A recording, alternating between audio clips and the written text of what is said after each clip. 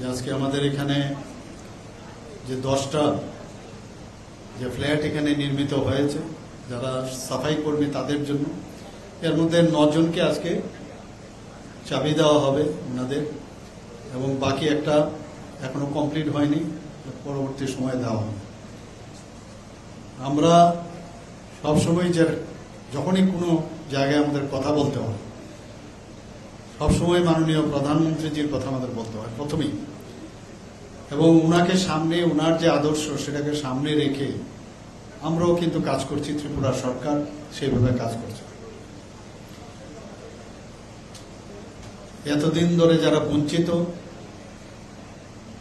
যাদেরকে মানে সত্যিকারের অর্থেই তাদের মূল্যায়ন করা হয়নি, তাদের সামাজিক অর্থনৈতিক মূল্যায়ন যদি কেউ করে থাকে, মাননীয় প্রধানমন্ত্রীজি করছেন এবং আগামী দিনও করবেন, এবং সেই দিশায় ত্রিপুরা সরকারও সেইভাবে করছেন।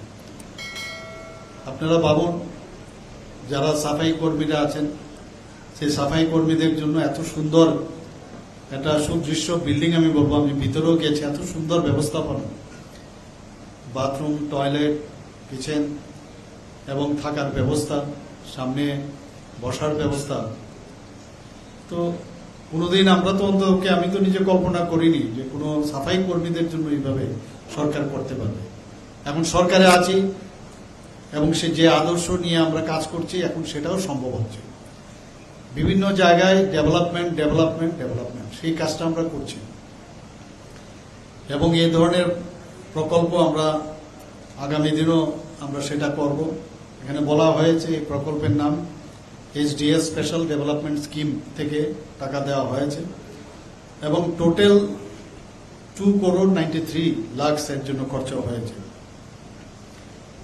স্পেশাল ডেভেলপমেন্ট স্কিম থেকে নেওয়া হয়েছে 1,46,50,000 টাকা, এবং হুডকো থেকে যে ঋণ সেটা 1,46,50,000 নেওয়া হয়েছে।